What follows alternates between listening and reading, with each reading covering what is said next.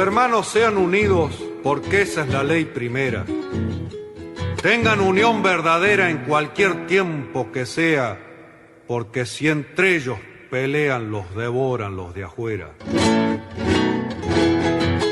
90 buques mercantes, 20 de guerra, 20 de guerra.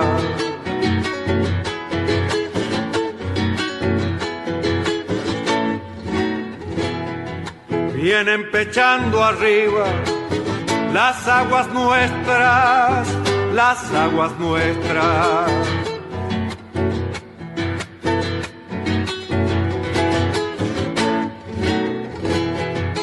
Veinte de guerra vienen con sus banderas, con sus banderas.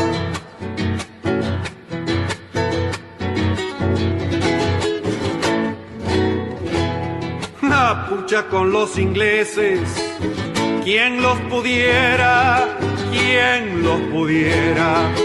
Que lo tiro a los gringos, un y gran 7, navegar tantos mares, venirse al cohete, que digo venirse al cohete. Con los acordes y el canto de la vuelta de obligado, triunfo tradicional, con letra de Miguel Brascó e interpretado por Alberto Merlo, hoy, 30 de abril, damos comienzo al programa 328 de Obligados a Volver, programa que se transmite todos los miércoles y sábados a las 18 horas por nuestra página en Facebook, Obligados a Volver, programa radial.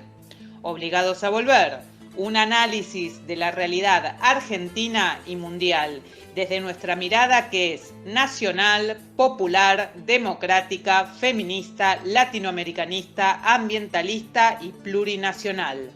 Obligados a volver, porque como dijo el general San Martín, cuando la patria está en peligro, todo está permitido excepto no defenderla. Recordando y reivindicando además nuestras consignas fundacionales: lealtad a Perón, Cristina Conducción. Dirección Norberto Raful y Consejo de Columnistas y Asesores. Locución, quien les habla, Irene Ring. En la operación técnica, Nicolás Rearte. A continuación, Norberto nos comentará, como suele hacerlo, el temario de nuestro programa de hoy. Buenas tardes, Norberto. Buenas tardes, Irene. Buenas tardes a todos, todas y todes les oyentes de Obligados a Volver. Programa número 328, que corresponde al sábado 30 de abril. Como es habitual, lo organizamos en dos bloques. El primer bloque se inicia con el informe de la política internacional que prepara Hernán Pereira. Luego le sigue la columna de Fernando Isas sobre Palestina y Medio Oriente, que hoy encara la segunda parte del informe sobre Yemen. Y en tercer lugar tenemos La actualidad en contexto, un programa de Telesur que en este caso investiga y resume los últimos 10 años de la crisis en Ucrania. Hacemos después un pequeño intervalo para informar sobre nuestros otros productos de comunicación y encaramos el segundo bloque con la columna de rock nacional de Clara Inés Poncebetti, que trae a Gabriel Insaurralde. Seguidamente, el panorama teatral de Marisa Barrera con esta obra, Campo Minado. Le sigue Orgullo Indio, un rap de Daniel De Vita dedicado a Evo Morales. Y a continuación, RS Positivo, con sus canciones de la guerra civil contra la inflación. Finalmente, nuestra habitual columna de agenda cultural. Dicho esto, ¿qué te parece, Hernán, si inicias tu columna? Buen día, compañeros. Este es el informe de política internacional. Mi nombre es Hernán Pereira, soy colaborador de Obligados a Volver ya desde hace varios años. La política internacional sigue marcada por la guerra en Ucrania, lo que podríamos denominar la invasión rusa a Ucrania. El objetivo ruso claramente ahora es quedarse con la parte sur de Ucrania y terminar con el aislamiento de su enclave en la península de Crimea, sobre el Mar Negro, es decir, el aislamiento terrestre, ¿no? Había tomado en 2014 esa península de Crimea, donde había una base naval muy importante de la ex Unión Soviética, base misilística además, y ahora la comunica por tierra con la anexión de la zona del Donbass y probablemente también la ciudad de Odessa. Los rusos han incrementado su ofensiva y su apriete sobre el resto de Europa, cortaron el suministro de gas a Polonia y a Bulgaria, dos países claramente antirrusos, donde la rusofobia es moneda constante y corriente. Los polacos tienen una razón histórica también para odiar a Rusia. Han estado al lado del imperio ruso y la frontera es una frontera caliente que se ha corrido infinidad de veces a lo largo de la historia con cuestiones militares de diversa índole. Con la invasión nazi corrieron la frontera de Polonia hacia el interior de Rusia. La derrota nazi volvió la frontera de Polonia a correrse hacia el interior de Polonia. Lo único que quedó siempre como polaco es Varsovia, porque también del lado de los alemanes le comieron varias veces pedazos de territorio, pero no hay un sentimiento anti-alemán muy fuerte, sino que lo que hay es un sentimiento profundamente antirruso. Pues, probablemente por los años de la Unión Soviética también y del estalinismo. El corte de suministro de gas a Bulgaria y a Polonia se da porque estos países se negaron a seguir pagando el gas en rublos. Los contratos originales estaban hechos en dólares o euros. Rusia dijo que el que no le pague en euros no le va a dar gas. Esto permitió mantener la fortaleza del euro. El euro se sigue cotizando ahora como antes del inicio de la guerra. Y esto también hace ver que las sanciones contra Rusia en verdad son más una gran cortina de humo que cualquier otra cosa.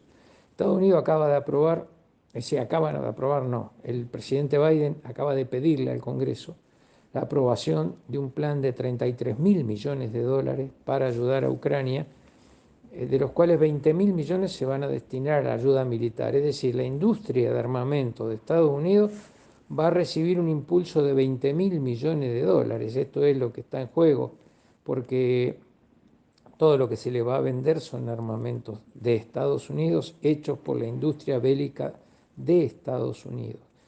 Realmente trágico y lamentable que todo esto esté ocurriendo cuando el mundo debería estar enfocado en la reconstrucción de las secuelas del hambre y de la pobreza, ¿no? Planes realmente muy onerosos que van a fortalecer en última instancia a todo lo que es contrario a la paz y al desarrollo. Los rusos militarmente han obtenido varios triunfos en estos días, están avanzando en toda la zona sur y este de Ucrania y se mantiene en el resto de Ucrania, sobre todo en la capital Kiev, un cierto aire de normalidad, pero con mucho temor de que en cualquier momento puedan reactivarse los bombardeos. Sobre todo si Ucrania persiste en ciertos ataques militares en zona de frontera con Rusia, donde se ha verificado en los últimos tiempos algún ataque contra tanques petroleros y contra población civil. De todas maneras habrá que esperar qué es lo que ocurre con esto. Entre tanto, en nuestra América del Sur sigue la inestabilidad en Perú. Hay una especie de contraofensiva del gobierno de Castillo tratando de imponer una modificación llamada una asamblea constituyente para modificar la constitución. Se piensa que no va a tener mucho éxito, pero ha logrado de algún modo parar la ofensiva derechista para declararlo inhábil moralmente o traidor a la patria, que son las posibilidades de éxito de una acusación que podría aprobar el Parlamento unicameral de Perú.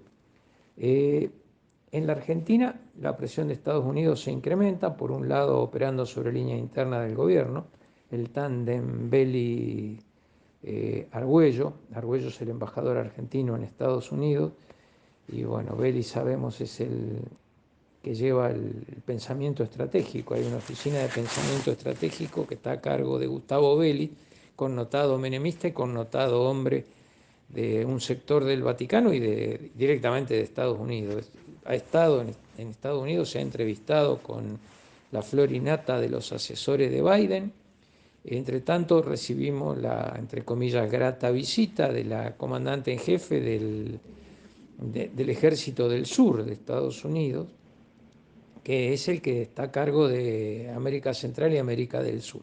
Esta señora ha dicho que está muy preocupada por la presencia de una base militar, dice ella, china en Neuquén. En realidad es un observatorio astronómico lo que hay allí, no hay una base militar.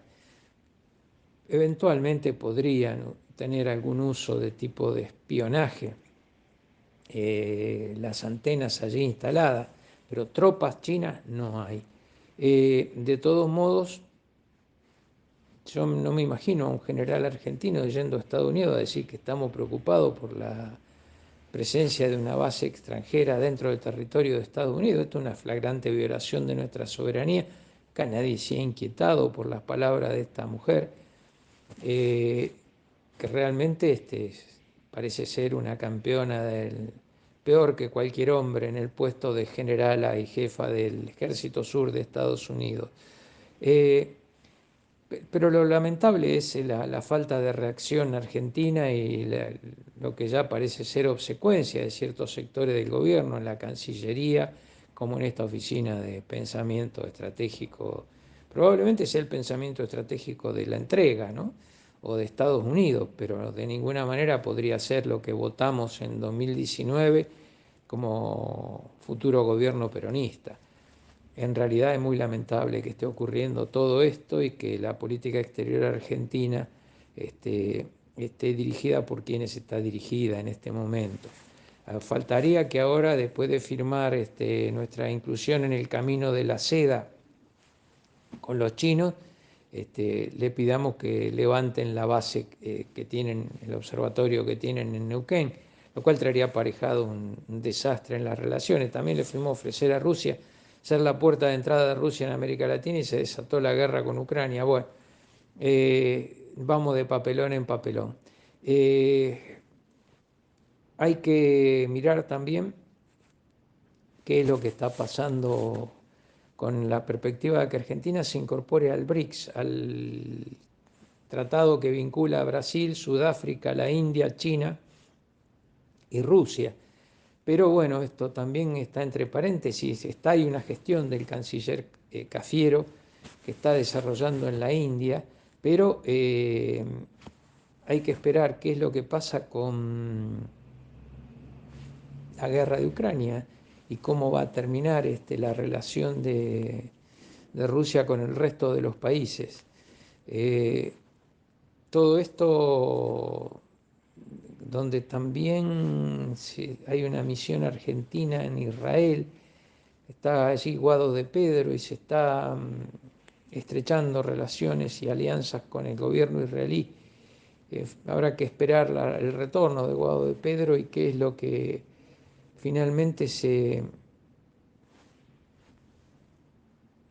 acordó allí, qué tipo de ayuda, qué tipo de compromisos se toman con Israel. En verdad hay una presencia israelí muy fuerte en la Argentina, producto de una comunidad judía grande, con muchos vínculos con el Estado de Israel y con la presencia, se sabe, activa, muy activa de los servicios de inteligencia israelí en Argentina.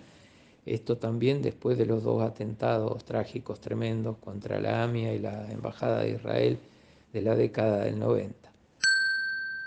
Bueno, esto ha sido todo por esta semana.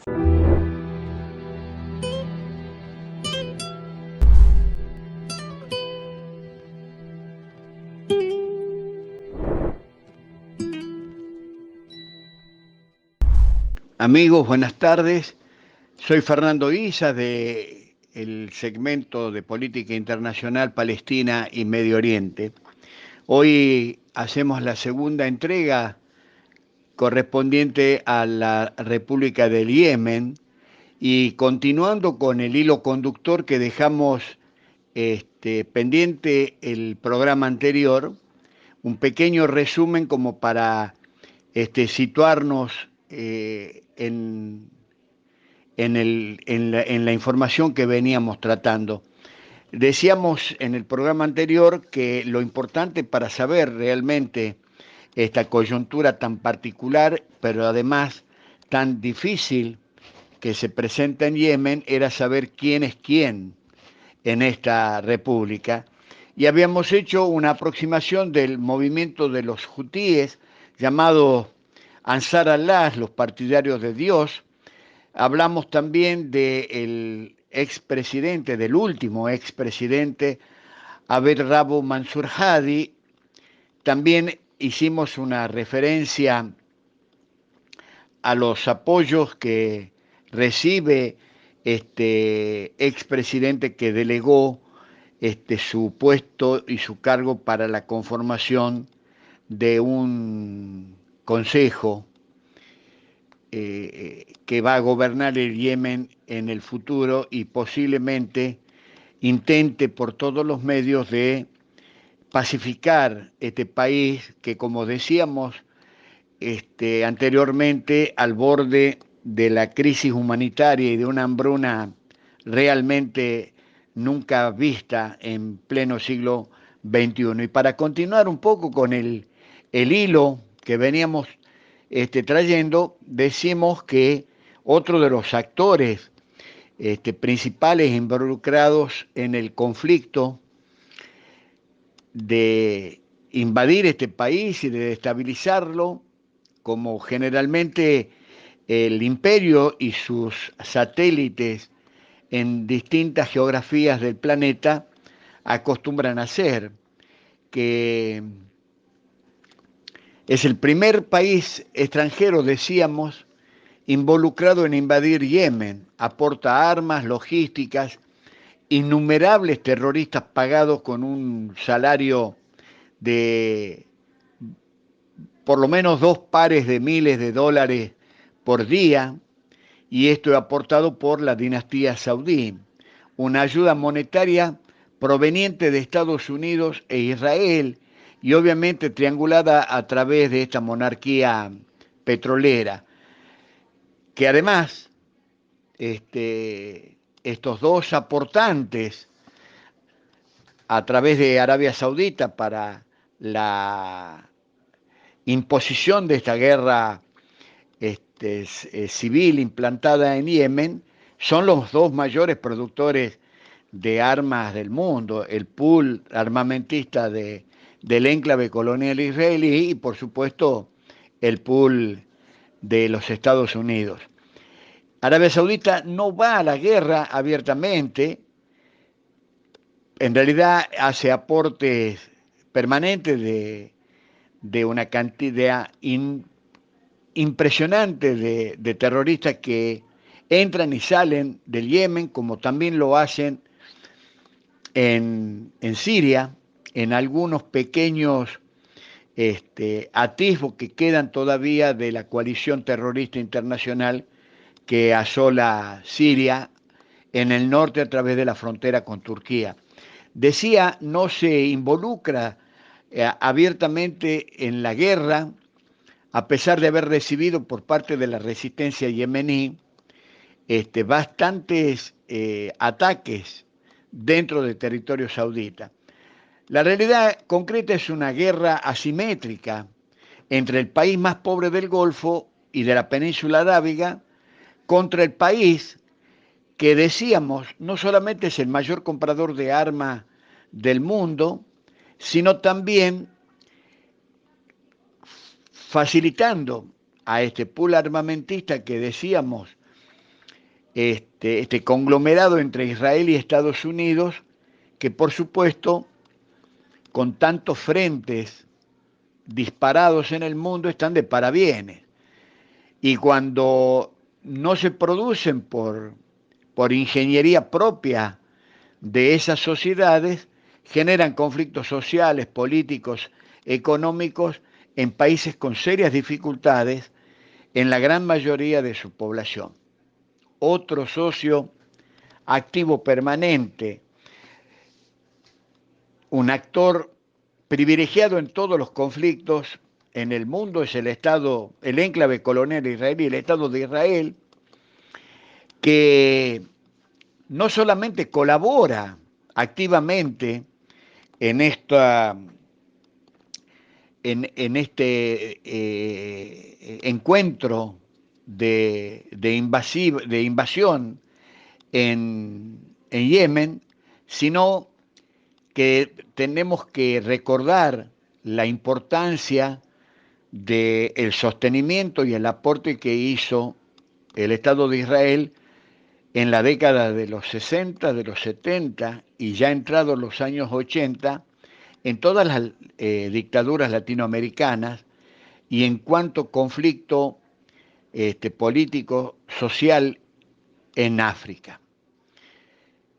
Es un socio en este momento importantísimo y es un socio activo con todas las monarquías del Golfo, donde instaló en los últimos 2 años sus embajadas, profundizando de hecho la grieta de los árabes con el pueblo palestino, en especial, pero sí también entre los árabes, que muchos no pueden decodificar o sí, en realidad, porque es tan claro el juego geopolítico que lleva adelante Israel, tanto Israel como Arabia Saudita, decíamos, de condenar en algunos hechos puntuales, como en el caso de la guerra en Ucrania, justamente un país que viola las resoluciones, las condenas, las normas, las resoluciones de Naciones Unidas, como es el Estado de Israel, que hace la vista gorda a 150 resoluciones de las Naciones Unidas. Pero al igual que su socio principal y sostenedor de la ayuda desde el Congreso estadounidense a Israel, de entre 15 y 20 mil millones de dólares al año para poder sostener la ocupación de Palestina, pero también para poder mandar fuerzas de terroristas en estos países de la región, tratando de desestabilizar y de derrocar, en muchos casos, gobiernos democráticamente elegidos. Con esto damos final a la segunda entrega sobre Yemen y nos despedimos hasta el próximo programa con la tercera entrega, agradeciendo como siempre a las compañeras y compañeros de Obligados a Volver. Buena semana y hasta la próxima.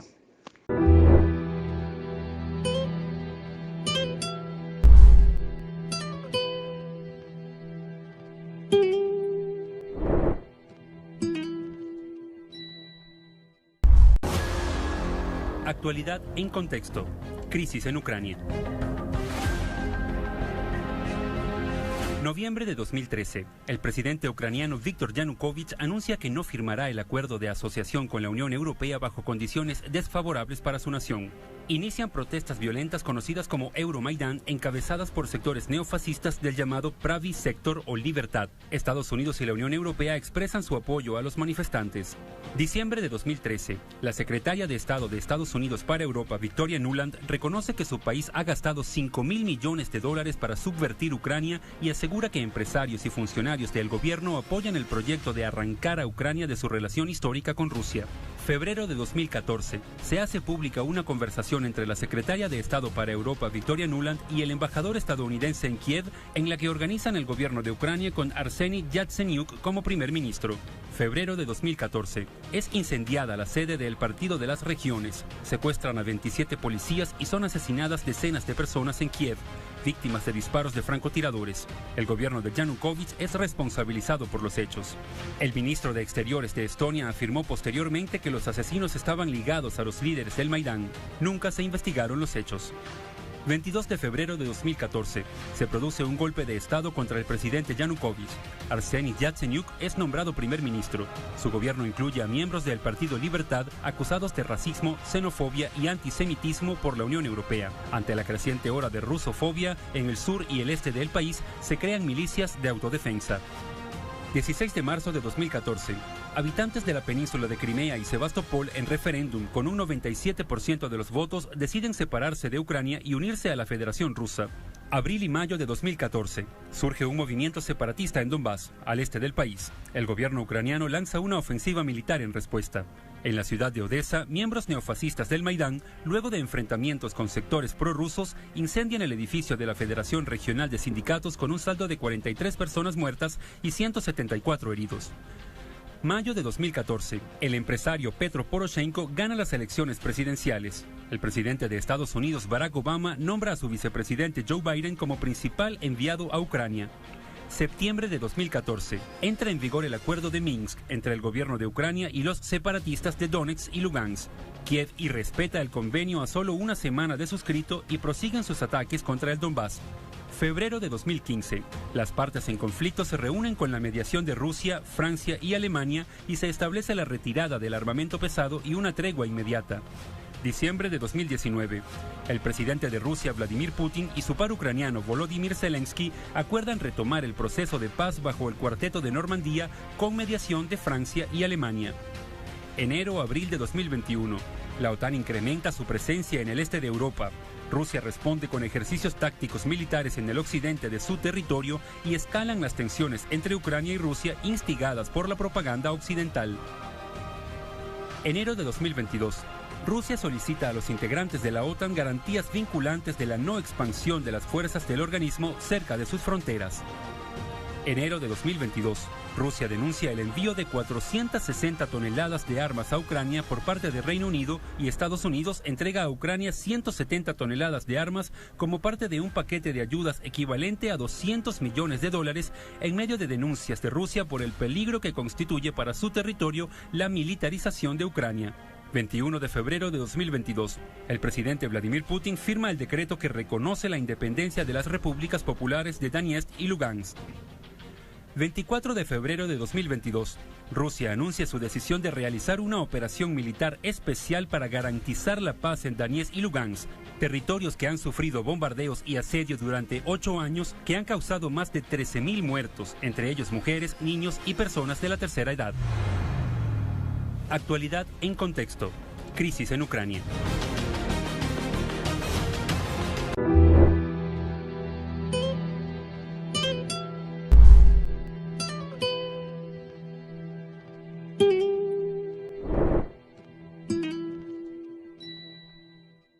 Obligados a volver se solidariza con Milagros Sala, injustamente detenida desde enero de 2016, y con todos los demás detenidos y perseguidos por el régimen macrista y sus cómplices del sistema judicial, por la pronta liberación de los presos políticos.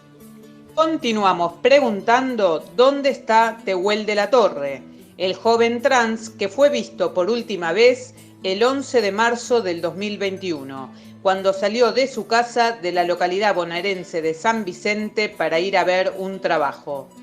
¿Y qué pasó con Guadalupe Lucero, que permanece desaparecida desde el lunes 14 de junio del 2021 a la tarde, cuando jugaba en la vereda de la casa de su tía con sus primos y su hermano mientras la familia festejaba un cumpleaños familiar? Antes de continuar con Obligados a Volver, les invitamos a conocer todos nuestros medios de comunicación.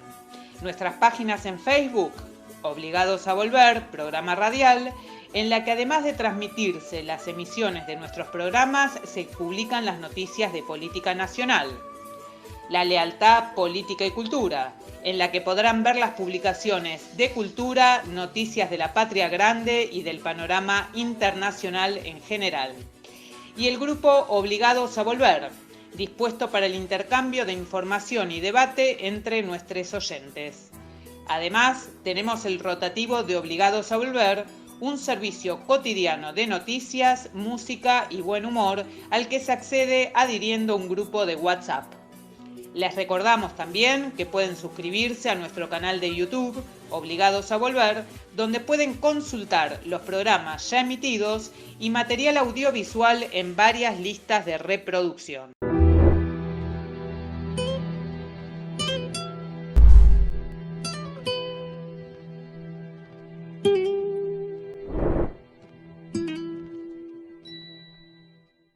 Hola, buenas tardes a todos, soy Nair. Esta es la columna de rock nacional del programa Obligados a Volver y en el día de hoy les voy a estar presentando la autobiografía de un grosso, un amigo que no solo es músico, es ícono de una de las más conocidas bandas punk de la Argentina, sino que también es fotógrafo, es cineasta, es multifacético y nos escribió él una reflexión y un resumen acerca de su vida personal, de sus comienzos en la música y de sus actividades culturales, y las voy a leer tal cual lo escribió él, porque me parece que es muy rico, ya que está contado en primera persona y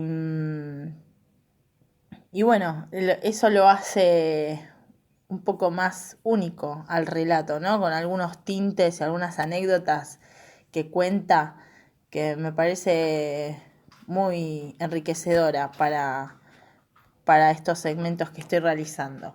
Y él dice así: soy Gabriel Insaurralde, tengo 45 años, nací, me crié en Lugano 1 y 2.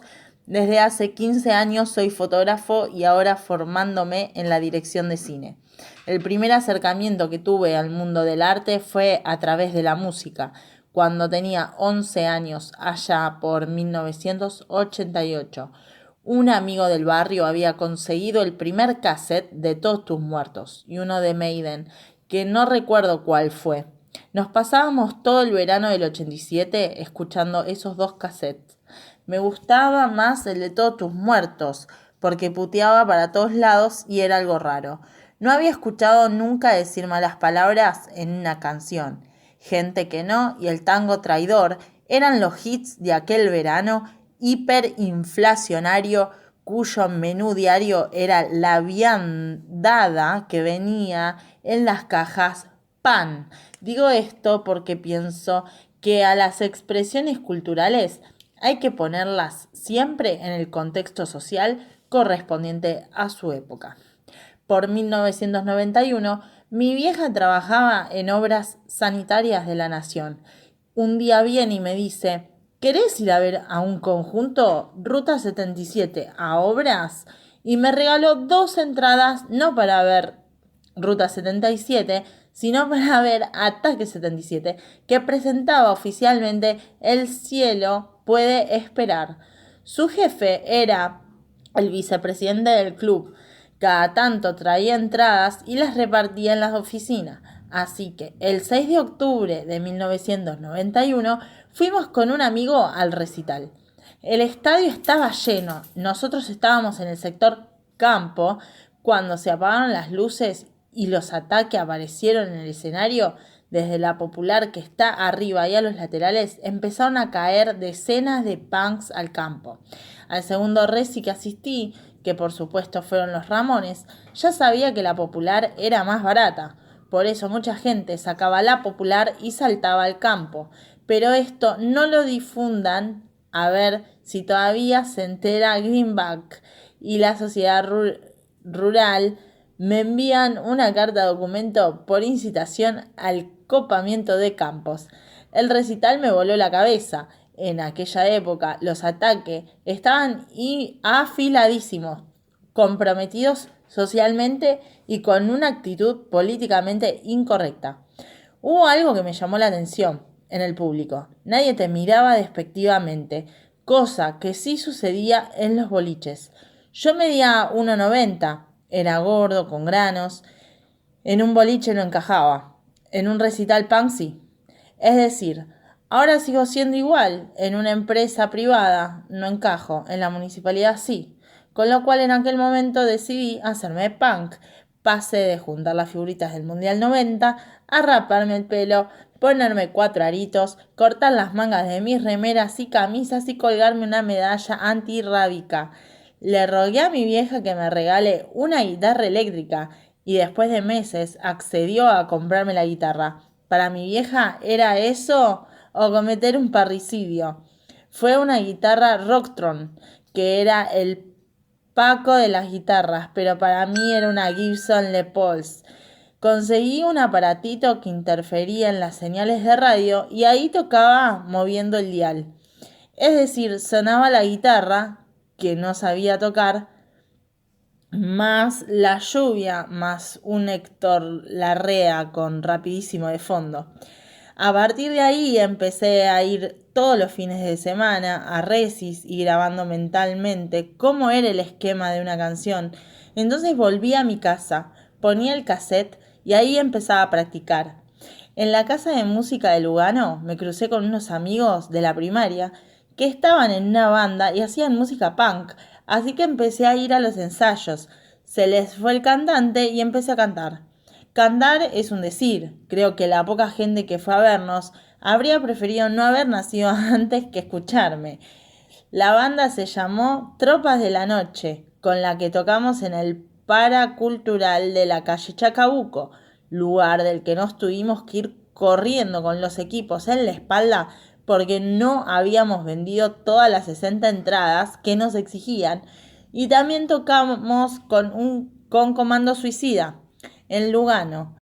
Recital que terminó con 2 micros de la policía llevándose skinhead presos por una batalla en la plaza de Lugano contra punks que nos habían ido a ver. Después toqué en otra banda llamada Botella 14, después en Los Toscos, Carroña Social y finalmente en 2 minutos. Esto fue en 1999. Unos años antes, en 1994, había incursionado en el teatro y tenía un buen recuerdo de la experiencia. Tuve un gran profesor llamado Rubén Maravini, con lo cual cuando me echaron de 2 minutos volví al teatro. Me anoté en el Teatro San Martín y comencé a estudiar con un profesor que se llama Néstor Batatini. En la segunda clase pasé a realizar mi improvisación, totalmente convencido de que era genial lo que estaba haciendo. Cuando terminé, el profesor me hizo su devolución. Me miró y me dijo: hay algo bueno en lo que haces, peor no puede estar, así que de acá para arriba. Ensayamos en una sala en el subsuelo del San Martín. Así que le hice caso, me fui para arriba y nunca más volví a sus clases. Me anoté en otro taller con una profesora amada Gabriela Villalonga. Estuve 1 año entrenando con ella. Al otro año, un día me llama por teléfono, me convoca para actuar en una obra infantil. Con esa obra, El Rey Enano, hicimos temporada en el San Martín. Luego pasé a hacer asistencia de dirección en una cooperativa y en esa misma cooperativa pasé a actuar en una obra llamada Babel, Boedo Babilonia, con la que realicé más de 100 funciones. Ya trabajaba en el Ministerio de Educación y en plena crisis del 2001 hablo con mi directora y le planteo que no me alcanzaba más la guita, que me dé el pase a una escuela porque o viajaba en el colectivo o morfaba. Ella me preguntó: ¿vos haces teatro, no? Sí, ¿por? Hagamos una cosa. Hay un taller que está buscando un asistente de dirección. Hacemos una prueba. Si va bien, pedimos que te contraten. Así que fui al taller. El director se llamaba Bilardo. Con ese apellido era imposible que no funcionara. Él era Bilardo y yo Galíndez. Trabajábamos juntos con una obra que estaba muy buena. Me contrataron. A fin de año me dicen que renuncia, con lo cual me ofrecieron quedar a cargo del taller. Con el grupo hicimos Mateo de Discépolo en su versión radioteatro, una obra infantil con la que actuamos en la Feria del Libro Infantil, una obra creación colectiva llamada Que te sea leve, Marta, de la cual también realizamos la película. Muchos de esos pibes fueron becados en el San Martín y continuaron estudiando allí.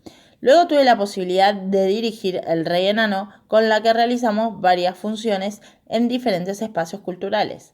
Asimismo comencé a tomar clases de taekwondo. Llegué a primer dan. Por 2007 empecé a sacar fotos en paralelo a mi actividad teatral. Comencé a meterme a fondo a tal punto que dejé el teatro para dedicarme de lleno a la fotografía y al cine. El año pasado tuve la oportunidad de ganar el concurso fotográfico Gente de mi ciudad, del Banco Ciudad, uno de los concursos más prestigiosos de fotografía. A su vez, he realizado un cortometraje llamado Aperca Pibe, basado en el cuento Torito de Julio Cortázar, que tuvo el reconocimiento de la Embajada de Bélgica, y otro llamado ¿Llegaste? Ambos pueden verse en YouTube. Actualmente estoy realizando un documental llamado Lugano Contracultural, que narra los comienzos del rock en Villa Lugano. Continúo trabajando junto a Gabriela Villalonga, mi profesora del San Martín. Hace 9 años doy trabajo con adultos mayores dando clases de taekwondo y otro taller llamado Retratos Visuales, con el que contamos la historia de Buenos Aires a través de la fotografía. También doy clases de taekwondo de Nuevo Chicago. En definitiva, Batatini tenía razón de su taller para arriba. Muchas gracias. Bueno, y nos estamos despidiendo y les voy a presentar el avance del documental de Lugano Contracultural. Eso fue todo por hoy. Me despido. Espero que les haya gustado y nos reencontramos en el próximo programa. Muchas gracias. Esto fue la columna de Rock Nacional por Nair para Obligados a Volver. Mi nombre es Roberto, en el barrio me conocían como el Mellizo. Yo vivía a la vuelta del club de General Belgrano, hoy Atlético Lugano.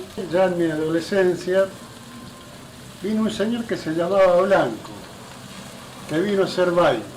Y un día empezaron a traer conjuntos de rock nacional. Uno de ellos era Manal.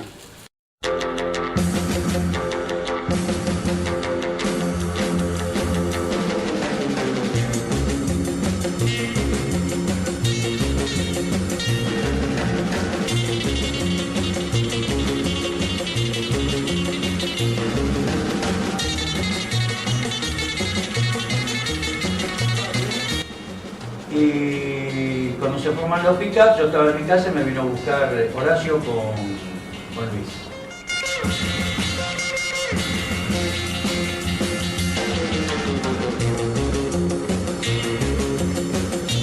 Yupanqui tenía una cancha de fútbol, un alambrado y un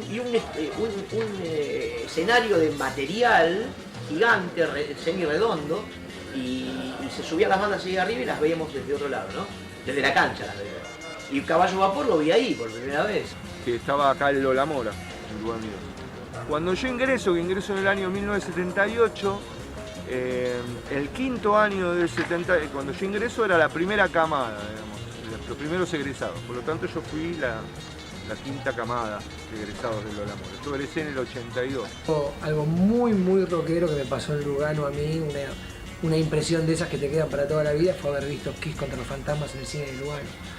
Es una complicación, porque en Lugano estaba todo lleno de rolinga y salías con una cresta y te gritaban ¡Pájaro loco! En relación al rock y al punk rock, cuando estábamos en el secundario, ahí en Lugano, en el Comercial 12, ahí conocí a Gaby y ahí armamos una banda juntos, que fue Botella 14.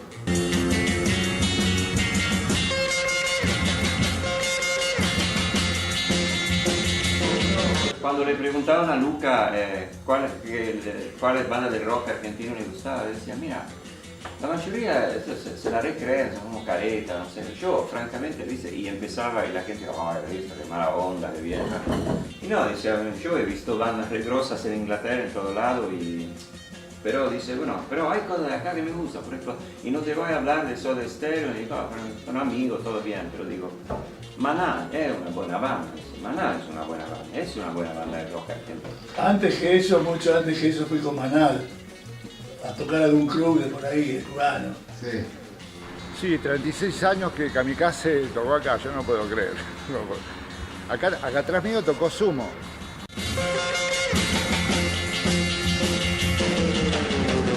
Bueno, y al primer recital que logré entrar, que ya era mayor de edad y pude pagar mi entrada, lo recuerdo con muchísimo cariño, fue Rata Blanca, estaba presentando su primer disco. Era monaguillo ahí. Y un día le dice a mi abuelo, al padre, le dice, papá, quiero ser cura. Y mi abuelo, que no quería saber nada, les compró un bandoneón. Siempre recuerdo que íbamos una banda de pibes de Piedrabuena. Yo era de Piedrabuena, uno de los pibes una vez me dice, vamos a ir a ver a Los Redondos, y fuimos. Bueno, Horacio fue parte de 60 años de mi vida y siempre lo recuerdo con cariño, que se quiere a un hermano porque fuimos como hermanos con él.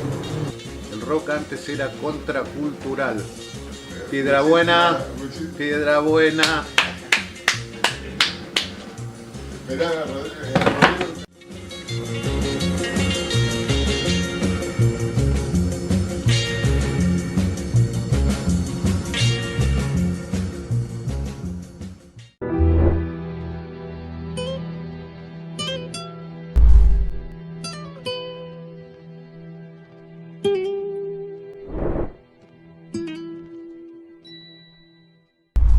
Hola, mis queridos compañeros de la radio Obligados a Volver.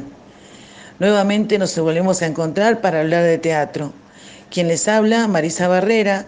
Tuve la oportunidad, como les había dicho, de ir a ver Campo Minado.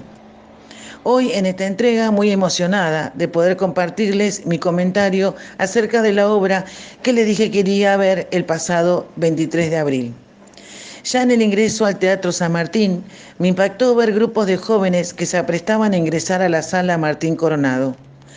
Les digo impacto porque al ver a los jóvenes que demuestran interés por nuestra historia, volví a confirmar mi idea de que habrá muchos compatriotas que lleven el estandarte de la memoria argentina.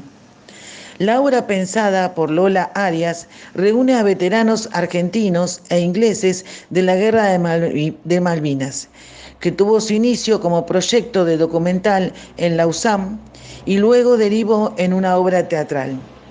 En esta obra, los excombatientes reconstruyen sus recuerdos de la guerra y su vida después de ella. Campo Minado comparte distintas visiones de la guerra, juntando a viejos enemigos para una misma historia.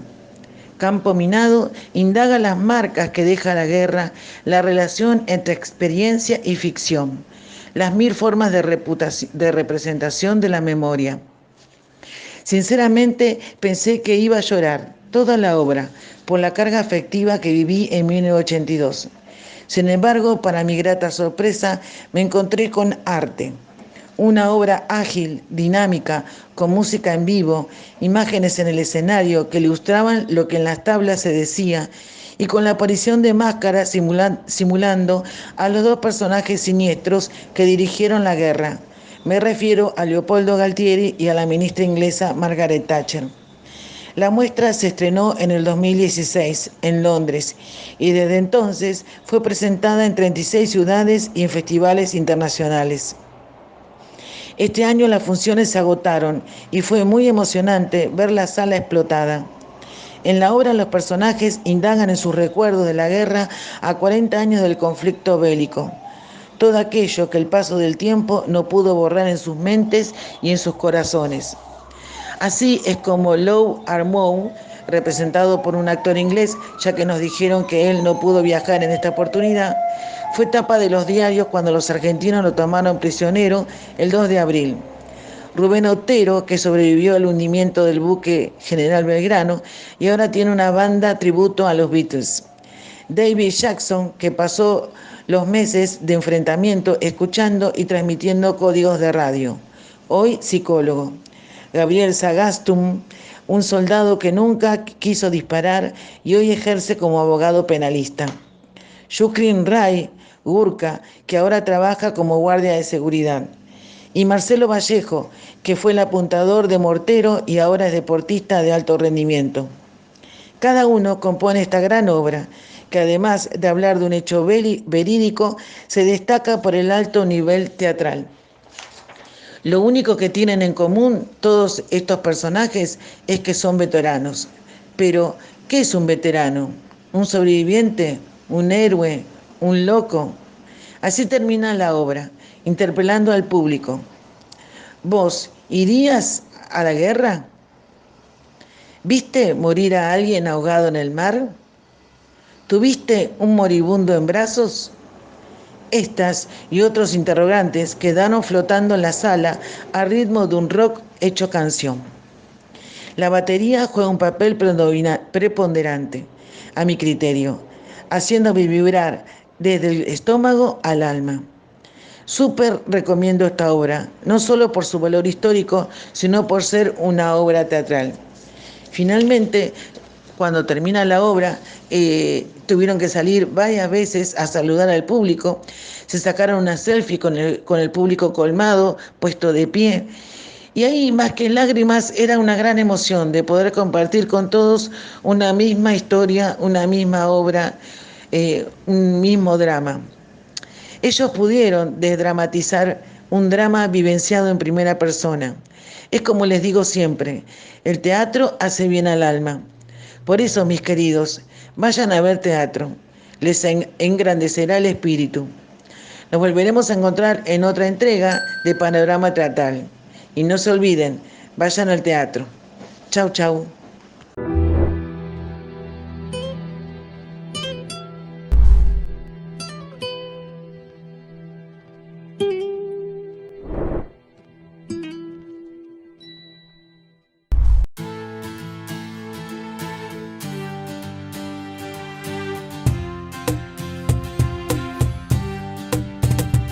Abran los ojos, ya no recuerdan, que no ven qué está pasando, ya estoy harto de esta mierda. Abran los ojos, no queda tiempo, que dijimos nunca más y se lo está llevando el viento. Golpe de estado, la maldita dictadura nos gritó y no la escuchamos desde Honduras. Se paseó por Paraguay, rugió en Brasil y de mil formas vilmente se hizo sentir. Ahora es tarde para prevenir, no se alivia, hoy la parca marca el arca de Bolivia. Tan tibia las tintas del periodismo garca, anfibia las cartas que muestra la comarca. Evo, orgullo indio nuevo, el capítulo más lindo, líder de fuego. Ejemplo para las élites tan sordas, indígena que tira su modelo por la borda. La OEA nos mea y foguea el descalabro, me cago en Bachelet y en Luis Almagro. Marea racista, que en nombre de Cristo en la cresta del mismo infierno se han visto, Camacho. Otra escoria en la esfera, otro facho asesino como Lenin y Piñera. Mano de obra sobra para la CIA, cobran las cobras para clavar hasta la encía. Y podrán llamarle como quieran, usar excusas torpes, pero está más que claro que esta mierda es un golpe. Gringo basura, tu plan siniestro fue por Oriente y hoy volviste por lo nuestro. Maestro del mal, secuestro diestro, piratas como ustedes siempre vuelven por el resto. Otro monigote en televisión da asco, tapa las muertes y se la soba los cascos, porque a millones que viven dentro de un frasco parece que la tapa sea atasco. Mucho maquillaje, todo de plástico. Ahí va la rubia con delirios míticos, siguiendo el rumbo de Guaidó que rústico. Y lo patético no le quita lo drástico. Mástico otra vez el sabor amargo de mis hermanos nuevamente ante el letargo. Poniendo el pecho y resistiendo, yo ardo. Las vidas son del pueblo, las armas del encargo, del matador de sueños, dueño del opio, maldito el que le apunta a uno propio. Ejército y policía formada por la CIA para que rían ante el que trabaja. Vaya ironía, ¿quién lo diría? Si el de uniforme también es clase baja. Se raja la región, el buitre festeja. Hay nuevos luchadores tras las rejas. En Argentina se alza la esperanza. Lula está libre y el pueblo no descansa. Las lanzas siguen en alto ante sus lanzamisiles. Acá no van a haber personas mansas. En Uruguay no van a abrir las puertas a oferta de gran carisma, pero con el alma muerta. La fragua encendida, aunque nos tape el agua. Les duele Venezuela y Nicaragua. Odian el aguante de los latinos que no caen y de varios que nunca se distraen. Quisieron matar a Evo y no pudieron. La solidaridad fue más que el miedo. Orgullo es México, sorteando el vórtice. Vergüenza son todos los sucios cómplices. Ya pudieron ver lo que es un indio gobernando. Ahora van a verlo resistiendo. Ahora van a ver a aquellos que viven mintiendo. Cómo le erraron al elegir bando. Que algún creyente me explique, que me explique cómo Dios permite que Montaner tenga Twitter. La historia se repite olvidadizo. Y esto no es una canción, es un aviso. Ya hubo mucha sangre, ya fuimos carne de cañón mucho antes. Iba a ser tarde si ahora no nos ponemos en sitio. Y entendemos que ya vienen por el litio. Quieren gas y petróleo, monopolios rentables. Y cuando tengan sed, agua potable. Y vos ahí esperando que alguien con voz amable lo diga en la televisión por cable. Hablen, hoy diferencio. No hay pecado más indigno que el silencio. El que calla otorga y es órgano del cuerpo. Y no sirve después llorar los muertos. Que hable el deporte, que hable la música, que hable las calles y las redes. Que comprendan que no pueden ocultar un genocidio. Estos ya no son tiempos para tibios. El mejor presidente de Bolivia en el exilio. El racismo desprende su martirio. Y yo otra puta noche donde el sueño no concilio, tratando de que salgan del idilio. Que sus héroes, de los que no me hablaron en la escuela, resurjan para torcer la secuela. Que la huella de su suela sea gigante y los hijos del sol venzan al guante. El límite, el fin de tantos males, la línea divisoria entre morales e inmorales. Evo recuperó el orgullo indígena. El pueblo va a enterrar la miseria indigna del que cree en esas fábulas exógenas y le abre la puerta a intenciones malignas. Pueblo único, soberano que designa, impúdico el que llama la rapiña. Unidad latina, esa que aún camina cada vez que surge el imperio patina. Viva Haití, no latiman, no le atinan la línea fina. Y el mismo destino nos envuelve. No será nuestro cuerpo hace que cuelgue. Patria grande, la colonia disuelve. Evo es pueblo y el pueblo siempre vuelve.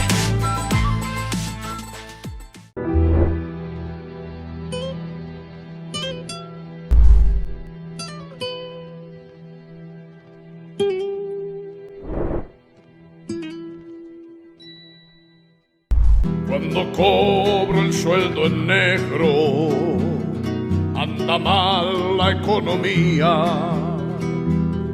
Cuando cobro el sueldo en negro, anda mal la economía. Con el presupuesto en rojo no llegamos ni a la esquina. ¡Ay, ay, ay! Viene otro aumento. El salario tan bajo que ni lo cuento. Ay, ay, ay, qué desencanto. Los empresarios dicen no es para tanto.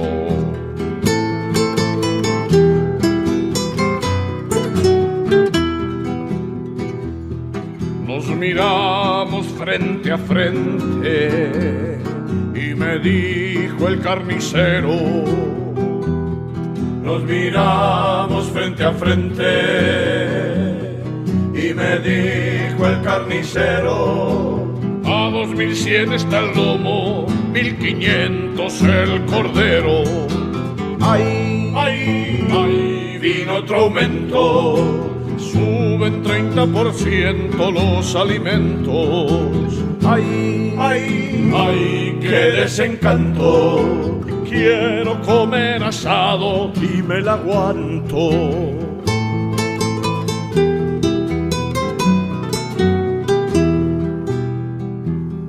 En los shopping las cadenas tienen promos obsoletas. En los shopping las cadenas tienen promos obsoletas. Sale muy caro al contado y más caro con tarjeta. Ay, ay, ay, viene otro aumento. Esta vez fue el transporte 15%. Ay, ay, ay, qué desencanto. Yo ya no tomo el bondi, voy caminando.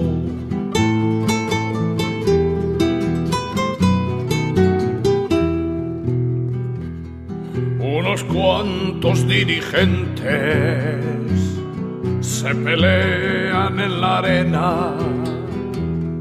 Unos cuantos dirigentes se pelean en la arena. Mientras se sigan peleando se vacía mi alacena.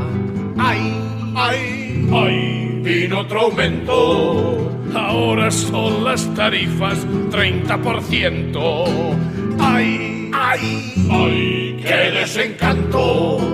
Tendremos que juntarnos para arreglarlo. ¡Ay, ay, ay! Si es que yo miento.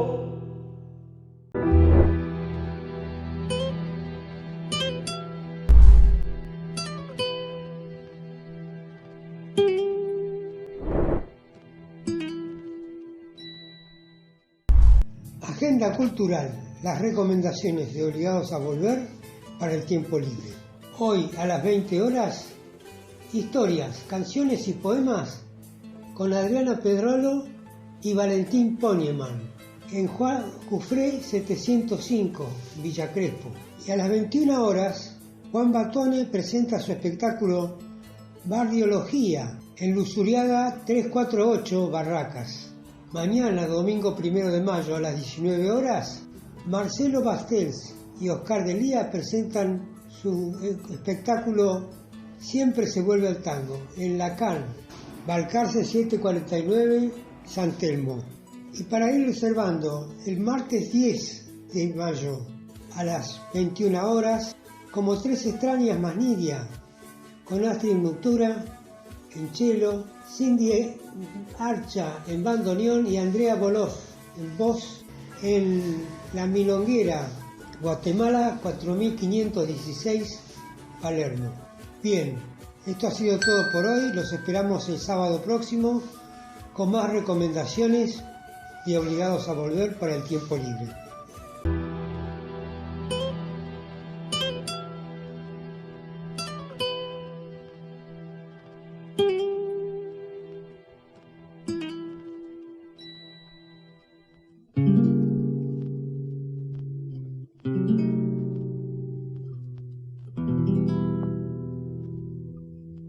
Se nos está terminando el programa, agradecemos a nuestro operador Nicolás Rearte por su trabajo que nos permite salir al aire, a todos les oyentes por su atención, especialmente a los que ponen me gusta en nuestras páginas de Facebook. Antes de despedirnos, les recordamos que nuestro programa de radio Obligados a Volver se transmite todos los miércoles y sábado, siempre a las 18 horas, y tenemos una nueva propuesta. La entrevista, un buceo sobre los orígenes y actividades actuales de personalidades destacadas, los lunes a las 21 horas. También les informamos que desde mediados del año pasado nos hemos incorporado a la red de programas de radio Vamos a Andar, sumando a muchos de sus integrantes a nuestra lista de columnistas invitados. Este fue otro programa de Obligados a Volver, emitido desde nuestra página en Facebook, Obligados a Volver, programa radial. Volvimos, pero estamos obligados a seguir militando, porque la patria sigue estando en peligro, ya que la derecha reaccionaria conspira para derrocar a nuestro gobierno, que con sus aciertos y errores trata denodadamente de resolver las dificultades provocadas por las dos pandemias. Por eso, continuaremos con nuestra tarea, siguiendo el legado del Libertador San Martín. Cuando la patria está en peligro, todo está permitido, excepto no defenderla. Recordando y reivindicando nuestras consignas fundacionales. Lealtad a Perón, Cristina Conducción.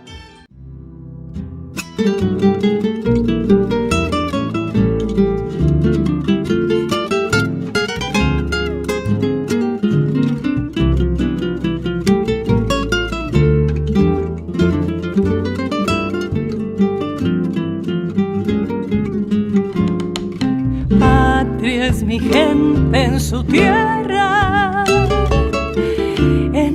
otra forma de ser. Soberano es de su patria, quien la sabe defender. Soberano es de su patria, quien la sabe defender. Hombres, mujeres luchando, es codo a codo el deber, soportando el mismo fuego.